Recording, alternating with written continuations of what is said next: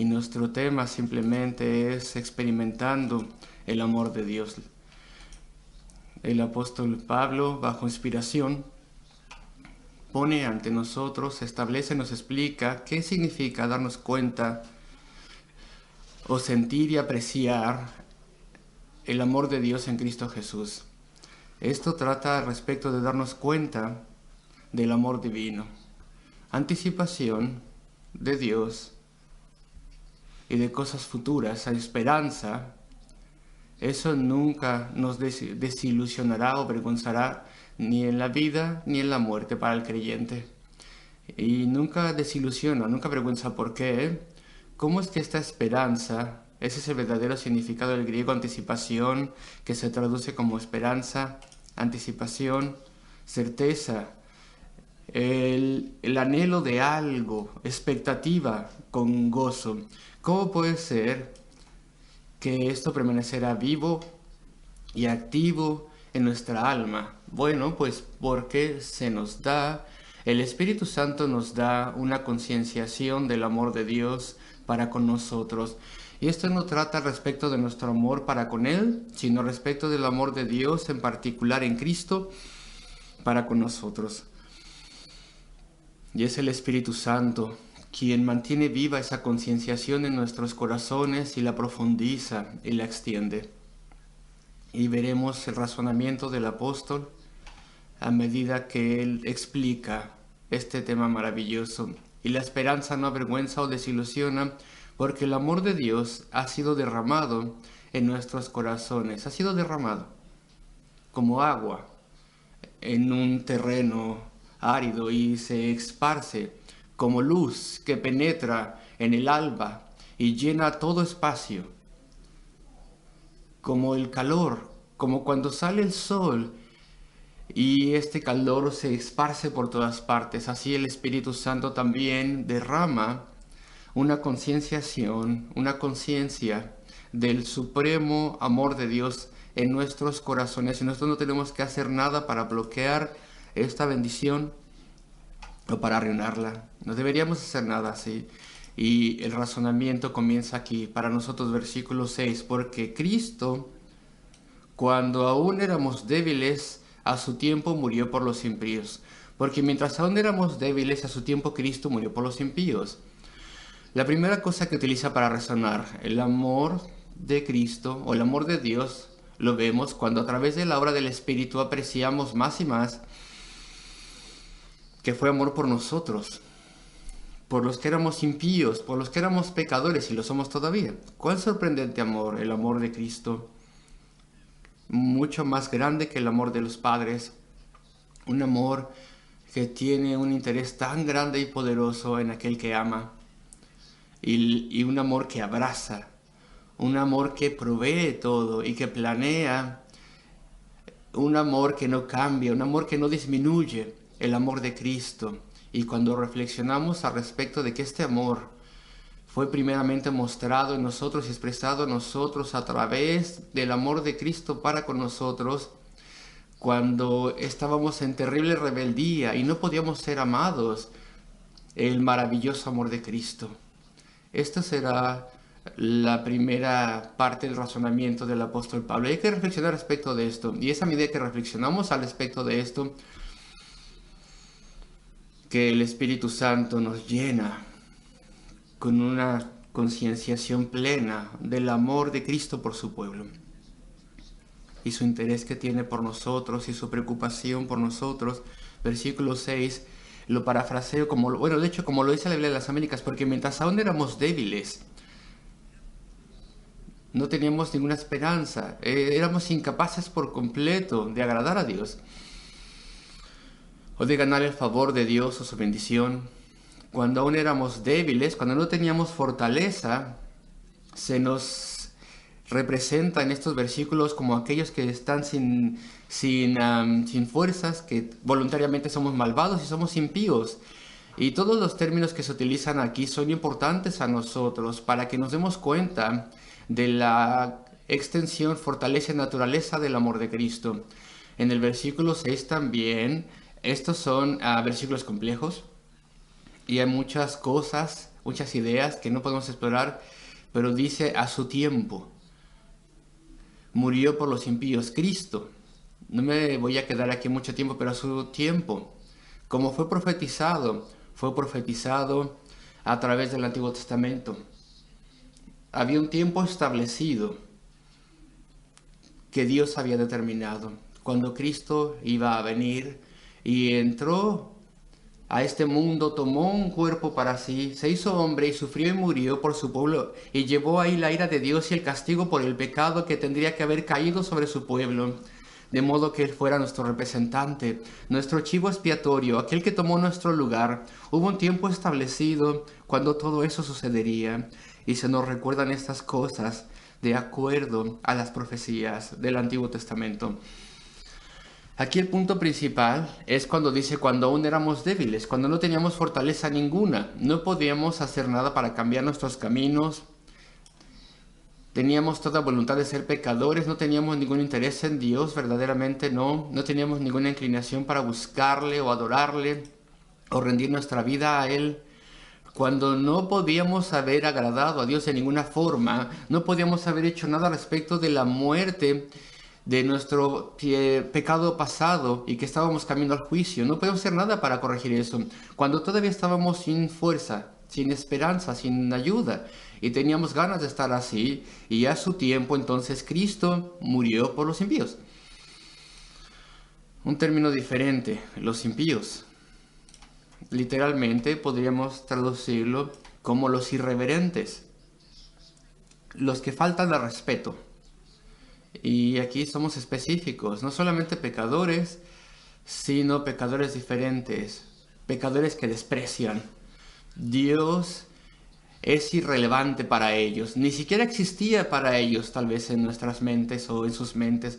Antes de la conversión éramos orgullosos, no veíamos nuestra necesidad, tal vez éramos como fariseos justos ante nuestros propios ojos, pensando que éramos adecuados para Dios, no teníamos ningún deseo de buscar a Dios, ninguna necesidad de Dios, ninguna inclinación para buscarle, ningún respeto por Él. No le ofrecíamos ninguna adoración, no traíamos homenaje. Todo está aquí en esta palabra.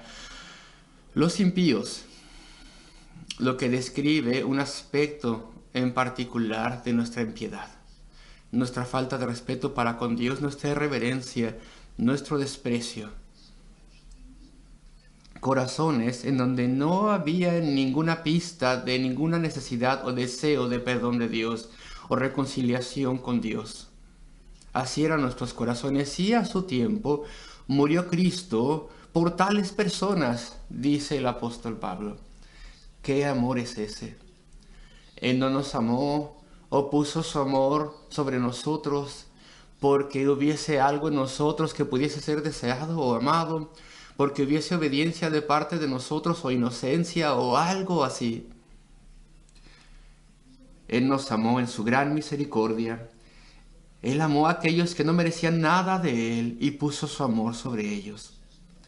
Esta es la primera etapa del razonamiento. El apóstol dice, el Espíritu Santo nos capacita para que apreciemos y nos demos cuenta del amor de Dios en Cristo. Tal amor por mí, entre todas las personas por mí, que merezco nada, que estoy tan lejos de Él, que estoy tan lleno de pecado. Y cuando piensas al respecto de esto, piensa al respecto de la grandeza de su afecto tierno e interés tierno puesto sobre ti. El amor de Cristo, si a través del Espíritu has sido traído o traída a Él para la salvación. Porque cuando aún éramos débiles, a su tiempo murió por los impíos Cristo. Y después avanza el razonamiento del apóstol. Murió por los impíos, versículo 7. Ciertamente apenas morirá alguno por un justo. Con todo pudiera ser que alguno osara morir por el bueno, un hombre benevolente. Bueno, ¿alguien moriría para proteger a otra persona debido a su justicia o debido a su benevolencia? Bueno, puede ser, tal vez. Puede pasar. Y ha pasado, ha sucedido. Pero el versículo 8, mas Dios demuestra, aprueba su amor para con nosotros, en que siendo aún pecadores, criaturas ofensivas y que no merecemos nada, aún así Cristo murió por nosotros. Bueno, hemos escuchado de personas que estaban listos a dejar a un lado sus vidas. Algunas personas, y ha pasado por otros, y sí sucede, sí pasa, personas que alguien pensaría que es noble o digno de un sacrificio de mi persona. Sin embargo, Cristo murió por nosotros, que éramos ofensivos a Él. No éramos dignos de nada. Tú hacer un sacrificio, tú harías un sacrificio, no estoy diciendo de tu vida, pero harías un sacrificio por alguien que fuera tu enemigo, tu enemiga, por alguien que sin lugar a dudas fuera malvado y terrible en toda forma concebible e hiciese cosas terribles. Bueno, pues ese es el razonamiento aquí. Mas Dios muestra su amor para con nosotros en que siendo aún pecadores, Cristo murió por nosotros. Pero Dios demuestra su amor, lo exhibe, lo encomienda, este amor para con nosotros, en que siendo aún pecadores rebeldes, ofensivos, Cristo murió por nosotros.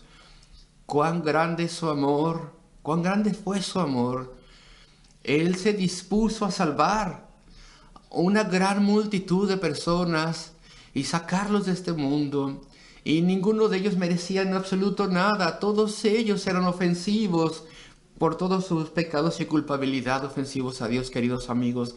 Cuán grande es el amor de Cristo, que antes de la fundación del mundo se dispuso a su tiempo a venir y a sufrir y morir por nosotros. Es un amor que no podemos entender, porque no había nada bueno en nosotros que pudiera ser amado.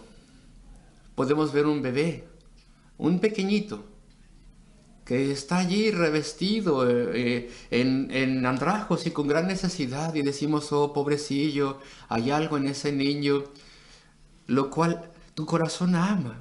Y sin embargo en nosotros no había nada para que ese corazón divino de amor pusiera ese amor y afecto sobre nosotros. Y tan grande fue su amor. Cristo, digamos, vio en su mente nuestra desgracia y vio lo que podría hacer con nosotros y cómo nos cambiaría y cómo un día en la gloria eterna Él nos perfeccionaría. Todos nosotros que no merecemos nada y sin embargo Él puso su amor sobre nosotros. Así que esta es la primera parte del razonamiento.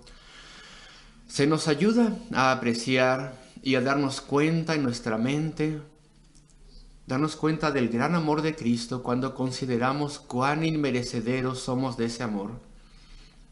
Y voy ahora al versículo 8. Pero quiero ver el versículo 9 y después los demás. El versículo 9 antes del 8. Pues mucho más, estando ya justificados en su sangre, por él seremos salvos de la ira. Este es el segundo razonamiento. Su amor, voy a simplificarlo.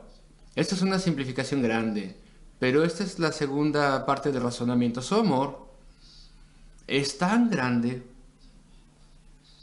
que de forma obvia, claramente, ese amor no será jamás retirado.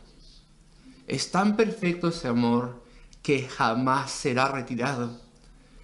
Más o menos este es el razonamiento de estos versículos que tenemos aquí. Su amor es tal que tiene que ser algo sólido, incambiable, firme, irremovible. Amor. Velo desde el versículo 9. Vamos a dejar a un lado el versículo 8, lo que faltaba. Pues mucho más, estando ya justificados en su sangre o por su sangre, por él seremos salvos de la ira. Por medio de él. Simplemente, el razonamiento es este. Si él sufrió y murió en la cruz de Calvario para poder tomar el castigo pleno que debíamos haber tomado por nuestro pecado, y al haber hecho eso, y al haber ofrecido su perfecta obediencia a Dios a través de su vida, y en esa cúspide de obediencia en donde sufrió y murió por los pecadores, si él ha hecho todo eso, de modo que pudiéramos ser declarados justos, justificados y merecedores del cielo, porque su justicia es imputada o acreditada a nosotros, porque Él ha pagado el precio y Él ha tomado el castigo por nuestro pecado. Si su amor es tan grande entonces, y Él ha pagado tan grande precio en la cruz del Calvario para poder asegurar nuestra justificación, ¿cómo ese amor podría ser removido? Versículo 9. Por Él seremos salvos de la ira. Y hay aquí dos razonamientos, o un razonamiento doble, y no lo quiero complicar, pero veamos.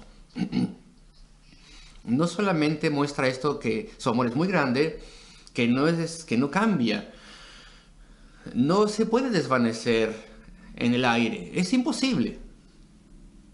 Pero también en este razonamiento, la segunda parte del razonamiento es que si Cristo logró nuestra justificación, mientras Él estaba en su humillación y estaba colgado en esa cruz, y Él aparentemente estaba derrotado allí y estaba en debilidad humana y sangrando ahí hasta la muerte y muriendo bajo separación de su Padre, en lo que podemos entender esto, no lo podemos entender bien, y bajo el peso de la ira de Dios sobre nuestro pecado, ¿cuánto más entonces nos salvará Él en la vida cuando nosotros muramos? Porque ahora Él por completo es el Señor glorificado, está a la diestra de Dios el Padre. Si Él pudo asegurar nuestra justificación cuando Él estaba en debilidad aparente y humillación, ¿cuánto más puede asegurar que seamos guardados en los caminos de Dios y atravesando la muerte hasta la gloria eterna, gloria en la vida eterna, ahora que Él está a la diestra de Dios el Padre, ejerciendo o ejercitando todos sus atributos divinos y poder? Así que hay dos partes de este razonamiento aquí en el versículo 9 y 10. Pues mucho más, estando ya justificados en su sangre por su sangre, esa muerte violenta y sufrimiento en la cruz, seremos salvos de la ira de Dios por medio de Él. Aquel que se ha levantado de los muertos y está vivo y reina sobre su trono eterno. Y de forma similar el versículo 10, porque si siendo enemigos, cuando éramos enemigos, nos amó y nos reconcilió para con Él, por la muerte de su Hijo, la mitad del versículo 10, mucho más, estando reconciliados o habiendo sido reconciliados, seremos salvos por su vida. ¿Ven esto? Este razonamiento doble. Si Dios a través de Cristo puso su amor sobre nosotros y Cristo fue a la cruz del Calvario e hizo tanto por nosotros, cuando éramos sus enemigos, cuando estábamos luchando en contra de Él, ¿cuánto más entonces, ahora que somos sus hijos, nos salvará en la vida y en la muerte? Y después, otra parte del razonamiento, cuando Él era un Salvador moribundo, Cristo pudo asegurar nuestra salvación. Si eso es así, entonces ¿cuánto más, ahora que tenga su vida glorificada, nos llevará hasta la eternidad? Así que tenemos aquí dos hilos de razonamiento en par aquí, paralelos, y estamos tomando solamente uno, siguiendo uno de los dos, y esto nos ayuda a darnos cuenta del amor de Cristo. Él nos amó primero, dijo el apóstol, antes cuando éramos pecadores, condenados, cuando éramos impíos, cuando éramos irreverentes, cuando éramos descorteses, y Él nos amó tanto, en tal manera, que aseguró nuestra salvación. Y entonces ese amor nunca puede morir. Su afecto personal y su amor por cada uno de su pueblo es irremovible, permanente. Ese amor nunca puede ser retirado. Y después voy al versículo 11. Tercer punto en el razonamiento para darnos cuenta del amor de Cristo. Y no solo esto. Como si esto no fuera ya suficiente, que Cristo nos amó cuando éramos sus enemigos, y que Cristo, su amor era tan grande que tiene que ser eterno, no puede ser retirado. Es un amor perfecto. Y aquí tenemos entonces la tercera parte del razonamiento, y esto es muy fácil de que lo pasemos de lado. Se expresa con tan pocas palabras. Míralo en el versículo 11. Y no solamente esto, hay más todavía. Hay un tercer punto en el razonamiento. sino que también nos gloriamos o nos exaltamos en Dios a través de nuestro Señor Jesucristo, por quien hemos ahora recibido la reconciliación. Y la lectura marginal en ciertas Biblias frecuentemente ofrecen una traducción alternativa, por quien ahora hemos recibido la reconciliación. Así lo dice la Biblia de las Américas, de hecho. Y de hecho esa está mejor. Hemos recibido la reconciliación, pero también la Biblia del 60 dice exactamente lo mismo. Es reconciliación. Y la reconciliación es un término claro que refleja el griego. Así que no solamente esto, sino que también nos gloriamos en Dios por el Señor Jesucristo, por quien hemos recibido ahora la reconciliación. Esta palabra gozo, o más bien en español dice gloriamos, también nos gloriamos.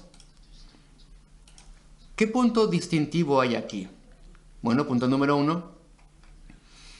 Nos damos cuenta del amor de Cristo porque ha sido expresado a nosotros como enemigos que no merecíamos nada, y éramos aquellos que éramos impíos e irreverentes y descorteses y despreciativos de Dios. Nos damos cuenta del amor de Dios a través de Cristo. Y el segundo punto de razonamiento, porque era muy grande, tan grande que tiene que permanecer para siempre. Y el tercer punto que estoy mencionando ya, no te das cuenta, dice el apóstol, no sabes. ¿No ves que nosotros también nos gloriamos, nos jactamos en Cristo? Y el significado de esto es simple. A pesar de que son pocas palabras, significa lo siguiente. A través del Espíritu Santo, el amor de Dios, de Cristo, es derramado en nuestros corazones. De modo que tenemos muchas experiencias de gozo particular y específico en Cristo. Nos jactamos en Él, nos gloriamos en Él. Este pequeño versículo 11, trata al respecto de lo que algunas veces ha sido llamado una experiencia espiritual elevada.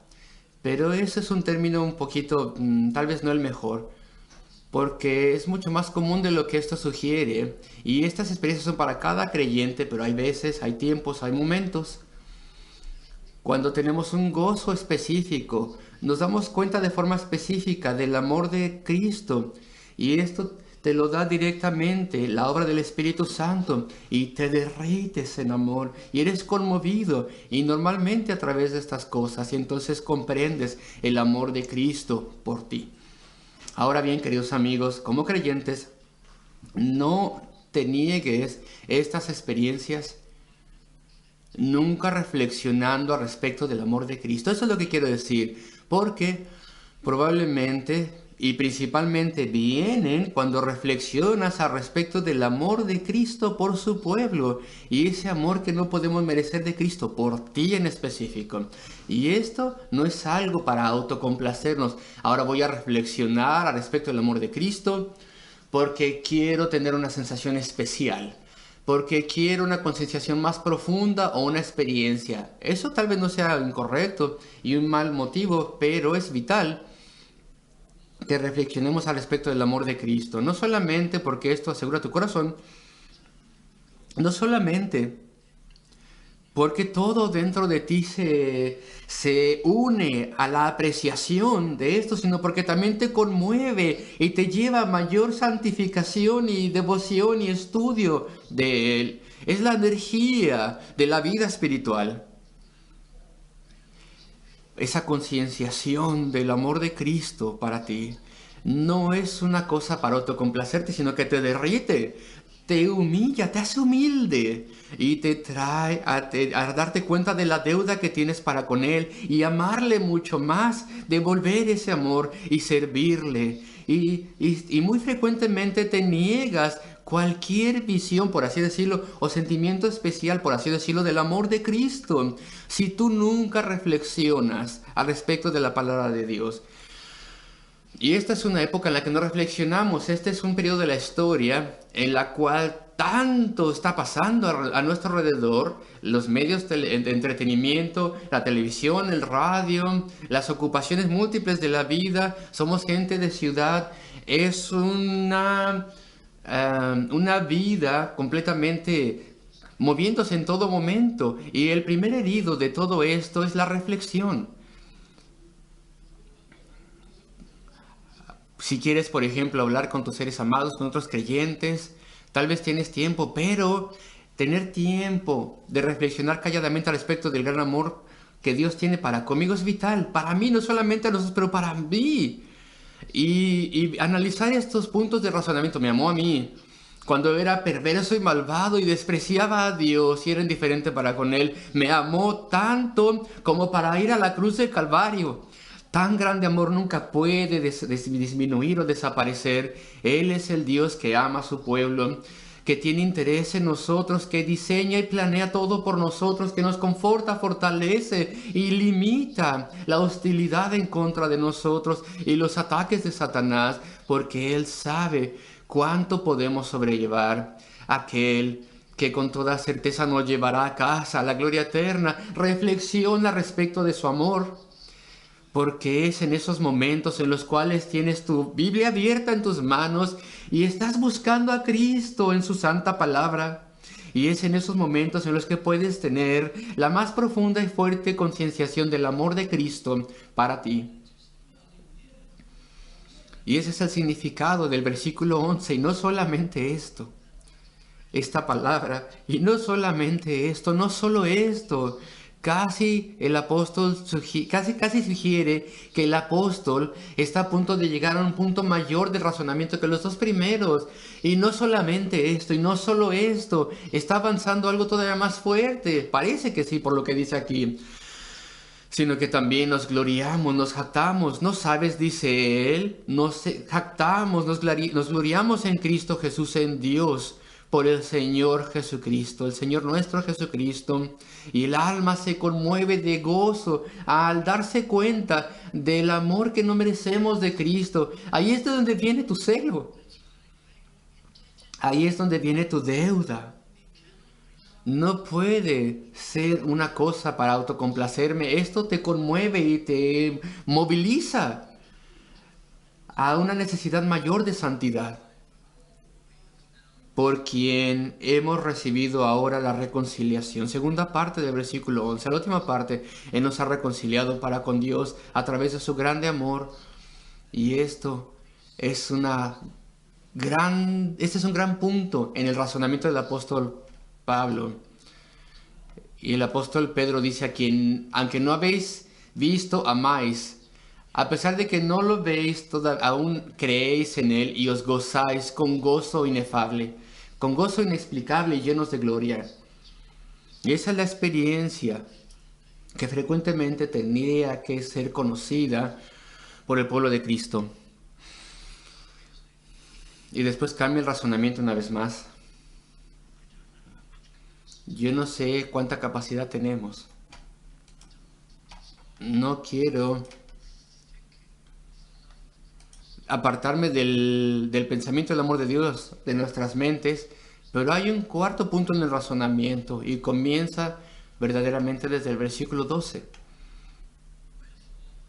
Por tanto, como el pecado entró en el mundo por un hombre, y por el pecado en la muerte, así la muerte pasó a todos los hombres, por cuanto todos pecaron.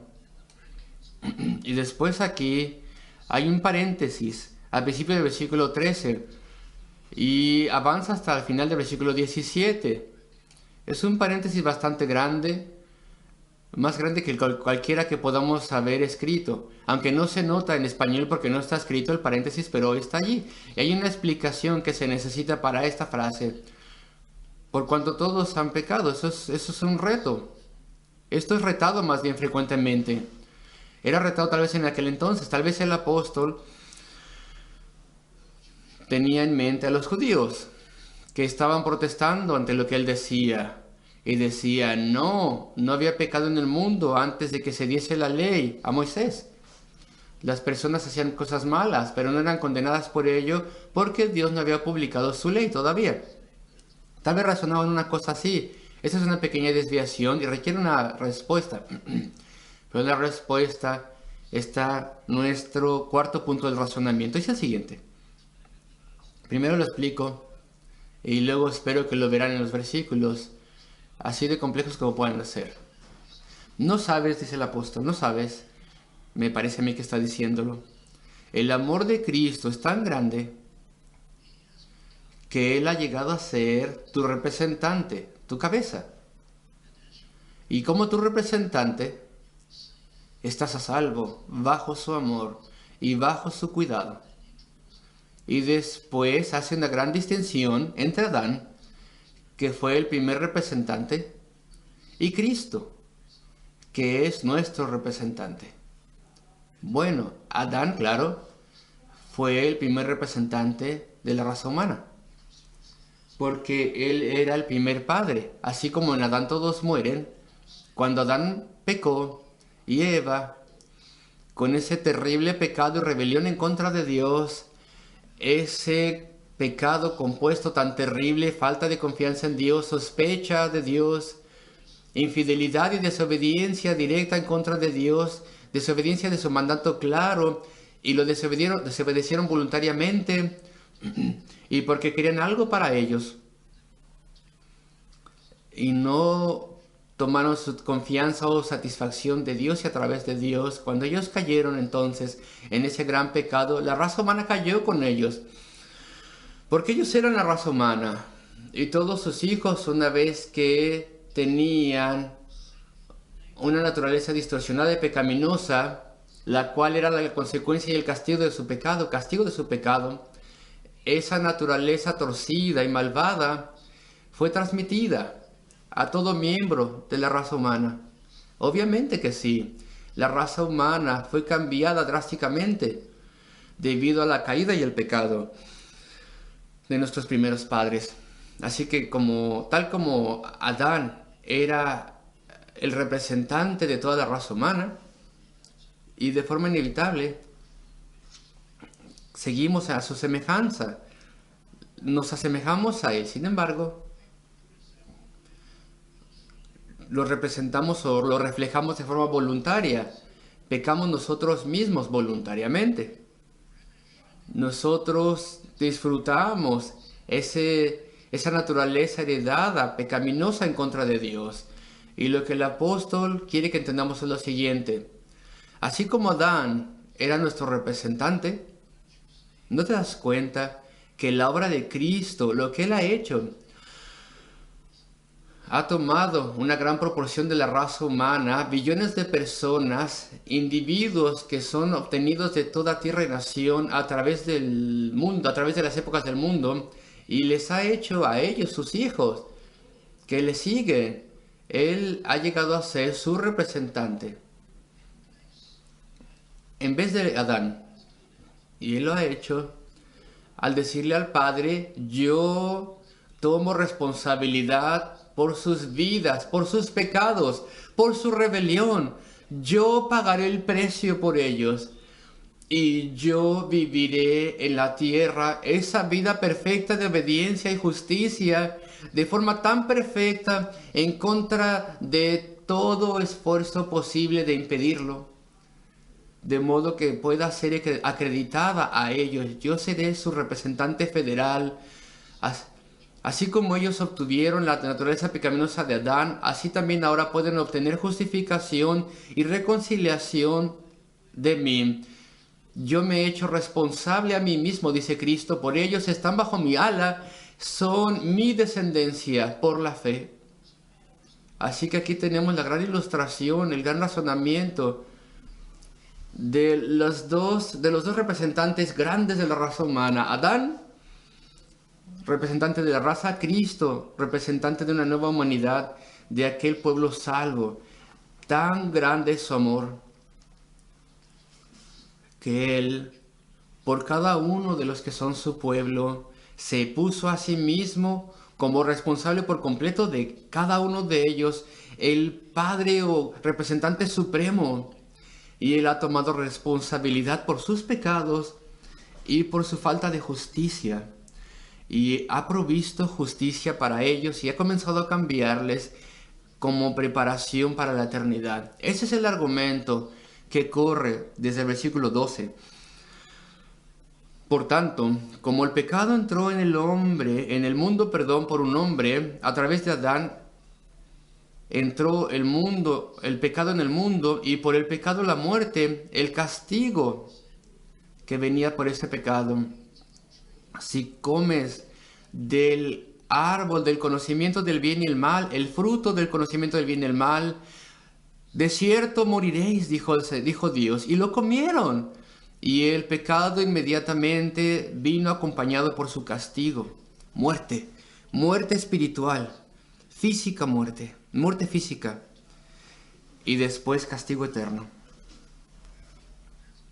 Por tanto, como el pecado entró en el mundo por un hombre y por el pecado la muerte, así la muerte pasó a todos los hombres por cuanto todos pecaron. Y hasta el versículo 18 nos detenemos porque este enunciado tiene que ser probado. Pero aquí tenemos el versículo 13. Porque antes de la ley había pecado en el mundo. El paréntesis que no se nota en la versión hispana. Desde el tiempo de Adán somos una raza pecaminosa, incluso antes de la ley. Esto está anticipando la protesta de algunos judíos, como lo mencioné, tal vez. Y podríamos decir, ¿cómo puede ser eso? La segunda parte del versículo 13. Pero donde no hay ley no se inculpa de pecado. Bueno, dice Pablo en el versículo 14, sí se imputaba, ese es el hecho, sí se imputaba. No obstante, reinó la muerte desde Adán hasta Moisés.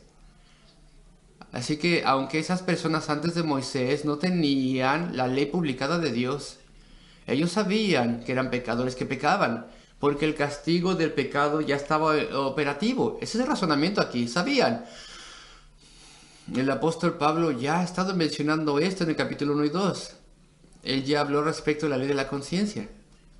Tenían sus conciencias. Y estaban bien conscientes de que eran pecadores y estaban pecando. Así que puede ser que vean estos versículos como difíciles. Pero ese significado, versículo 13, una vez más, donde dice que estaba ahí el pecado. Pero ¿cómo puede ser? Aquí dice que no se imputaba. Y sin embargo sí había ley. Y se muestra en que la muerte estaba operativa. El castigo por el pecado es la muerte. Sabían lo que estaban haciendo. No obstante, reinó la muerte desde Adán hasta Moisés, aún en los que no pecaron a la manera de la transgresión de Adán. No habían hecho exactamente lo que él había hecho. Es lo que quiere decir aquí.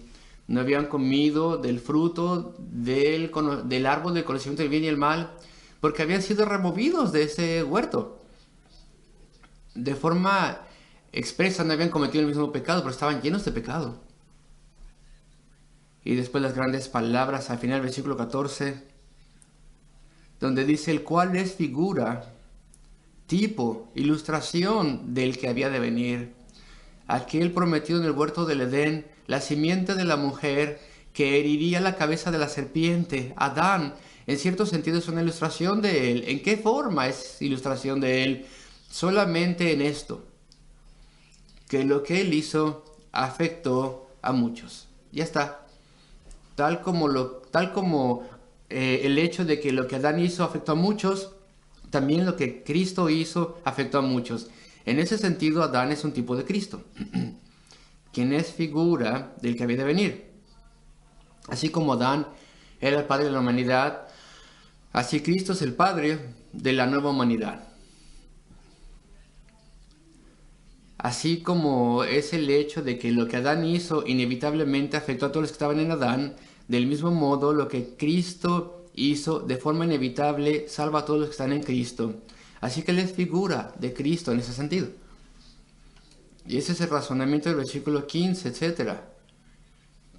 Y bueno, en inglés es un poco complicado, veremos en español. Pero el don no fue como la transgresión. Porque si por la transgresión de aquel uno murieron los muchos, enfatizamos el uno, abundó mucho más para los muchos la gracia y el don de Dios para la gracia de un hombre Jesucristo.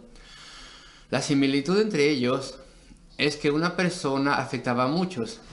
La gran diferencia es que Adán afectó a muchos para mal y Cristo para bien.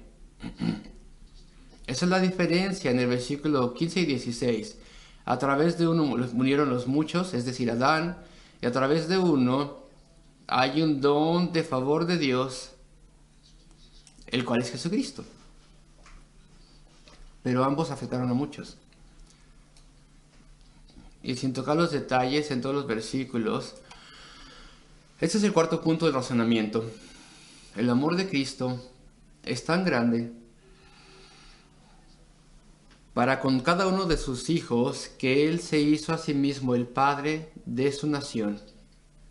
Él ha tomado plena responsabilidad por ellos al sufrir y morir en la cruz del Calvario y al darle su justicia que Él ganó. Al hacer esto, Él ha dicho: estos son mi raza, mi pueblo, mi familia. Ellos están en mí. Yo soy responsable por ellos. Son míos. Eso es verdaderamente el razonamiento que tenemos en esos versículos. Así que tenemos más bien 4 grandes razonamientos que magnifican el amor de Cristo, su afecto y su cuidado por cada uno de sus hijos. Su amor fue tan grande que murió por pecadores, impíos, perdidos, descorteses. Después, el segundo punto del razonamiento: su amor fue tan grande y es tan grande y perfecto e insondable que no puede ser removido. Tal precio no puede ser para nada. Tal amor tierno y bondad no puede ser retirado. Él puso su amor sobre nosotros cuando estábamos podridos, y entonces con toda certeza continuará amándonos cuando nosotros ya le amamos a Él y cuando dependemos de Él. Ese es el segundo punto del razonamiento. Y el tercer punto en el razonamiento es que conocemos su amor porque tenemos muchas temporadas de verdadero gozo en nuestro corazón que nos exalta. Y eso es el Espíritu Santo que sella un entendimiento de su amor en nuestros corazones. Y después conocemos su amor y podemos medir la extensión del mismo, porque es un amor que en Cristo se ha hecho responsable por nosotros. Él ha tomado el lugar de Adán. Él se ha hecho nuestro representante. Él nos ha abrazado y se hizo responsable por nosotros y responsable por nosotros. Así que todo esto viene una vez más al versículo 5. Y la esperanza, la anticipación del cielo no avergüenza o desilusiona, porque el amor de Dios, el amor que Dios nos tiene a través de Cristo, ha sido derramado en nuestros corazones por el Espíritu Santo que nos fue dado. Y esta concienciación del amor de Cristo es nuestra energía que nos sostiene. Es la energía que nos sostiene y la fuente de nuestro amor y obra y servicio para Él. Espero, verdaderamente espero, que esto haya sido un poco más claro para nosotros. No se preocupen mucho al respecto de los versículos complejos a partir del versículo 10 al 17, del 13 al 17. Son versículos gloriosos, dicen mucho. Son difíciles de explicar, pero este es el sentido de lo que les acabo de decir. Los cuatro puntos que nos muestran el amor de Cristo a su pueblo.